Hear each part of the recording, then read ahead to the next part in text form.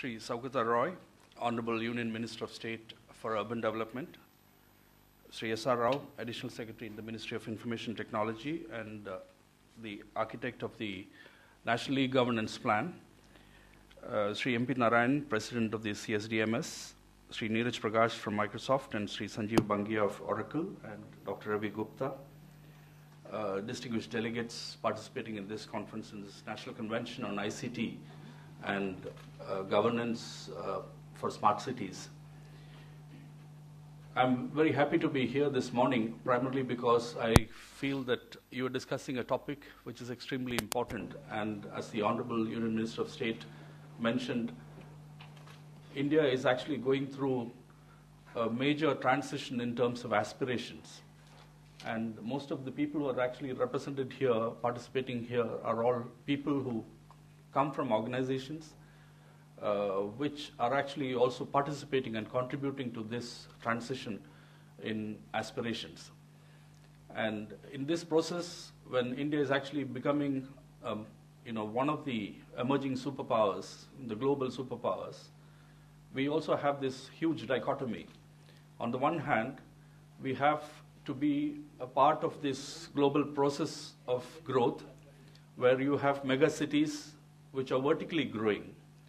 You have this Burj Dubai or the Burj Khalifa in Dubai or the Petronas Towers, or you have this vertical growth in mega cities which is happening on one side, and you have the sprawling lateral or horizontal shifting of our cities, along with this whole problem in terms of looking at our own levels of public delivery systems in rural areas.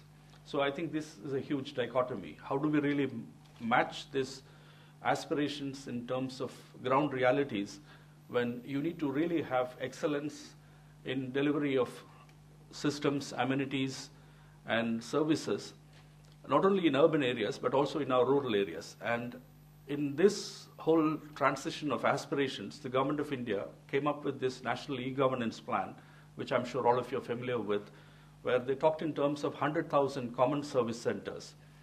And in the address to both the houses of the Parliament in June last year, when the Honorable President of India addressed them, she mentioned that we are actually trying to have 250,000 common service centers, which will become the vehicles for Bharat Nirman.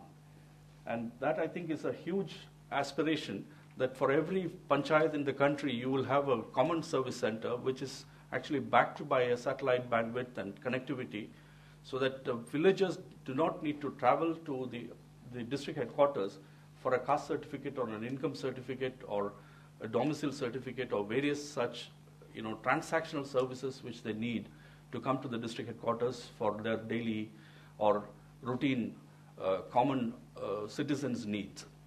And this is actually happening with the collaboration of the private sector and the leadership of some of the private sector companies which are actually providing not only just the hardware, but also the thinking in terms of software and also services. I'm very happy that the National Institute of Smart Governance, the National Institute of Urban Affairs, and eGov have come together to really look at some of these questions when we are actually in this phase of takeoff. When you look at a smart city, there are several indicators for smart cities. And if you really look at some of the studies which have been undertaken in many of the European countries, they have tried to rank smart cities. And there are some efforts in terms of trying to look at what are these indicators, what are these characteristics of smart cities, and what are these indicators which would actually make you qualify to have aspects of smart governance in smart cities.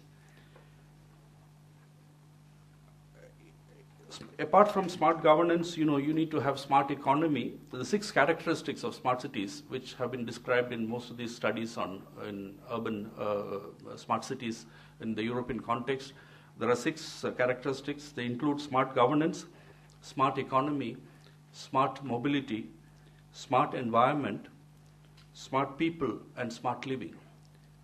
Now, these may seem to be very simple, but at the same time, in each of them, you have lots of potential when you try to look at cities like Delhi or Mumbai or Calcutta or Bengaluru or Chennai or Hyderabad. Now, how do you really try and see some of these aspects? I think that all of you are familiar with this whole concept. I'm not trying to bring in disaster as a filter here when you're looking at our urban cities and mega cities, because that actually is an extremely complex problem. I remember in July 2005 when Mumbai went through that unprecedented floods. I'm sure that all of you have seen those graphic pictures where people were stranded in the highways in cars, and the water level was rising, and the water level went on top of the car, on top of the roofs of the car, and people were stranded inside. And the water level was rising. You couldn't bring the windshield down. You couldn't bring the glasses down on the doors. You couldn't open the door because water level was rising, and the people were sitting in the car.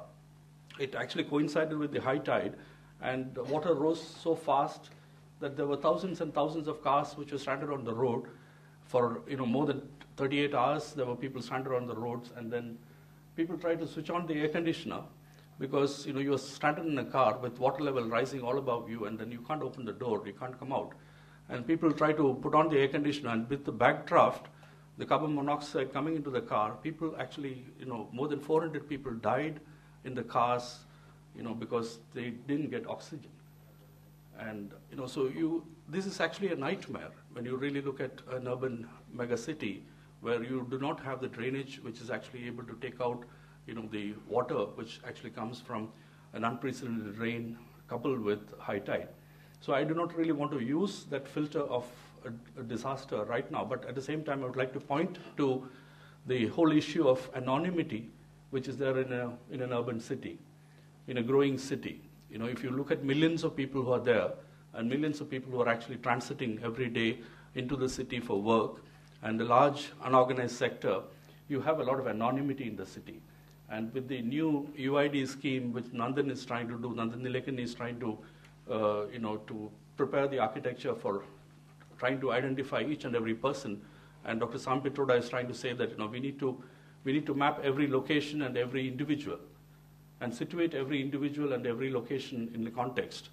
And that, I think, is a huge challenge for a country like India, because I remember this in the 90s, the late 90s, when I was responsible for coordinating the work for mapping Maharashtra's 43,000 villages in 35 districts. And if you go by the Survey of India's lat longs for village identification, in many of those areas in the coastal districts of Konkan, like Ratnagiri and Sindhudurg and all that, most of those villages for which we had a lat long from the Survey of India were actually in the sea when you try to plot it.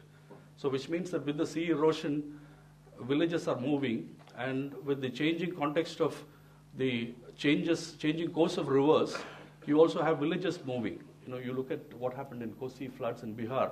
Kosi has actually gone back into what it used to be 150 years ago. So many of those old referrals which we have in terms of the village as a lat long does not really have a context in terms of ground realities now. You need field validations for many of the things which we are actually doing now. So, if you do not really look at disasters as a filter, but at the same time acknowledge that this is actually something which you need to really keep in mind, we need to really look at the potentials for digital inclusion in our urban cities. And I'm sure that all of us, feel that digital inclusion is like oxygen for us. I'm sure all of you, we are all equally, desperately looking for our cell phone and for our email access when, we are actually in a strange city. One of the first things which we need to really look at is whether we can actually have a laptop hooked up and, is it a Wi-Fi? And I've had this experience of having Wi-Fi access even in public transport systems, when you're traveling abroad. And I think this is actually a huge change in the way in which, urban governance systems are actually thought about in some of the mega cities abroad. So if you look at public transportation with a Wi-Fi access, when you're actually sitting on a long ride which is going to take a few hours, and then you're actually able to check your mail, and then you're able to respond, and you're connected to the rest of the world, I think that's a huge gift which we're giving. But in India, we are talking about 680 million people with telephones and cell phones. It's a huge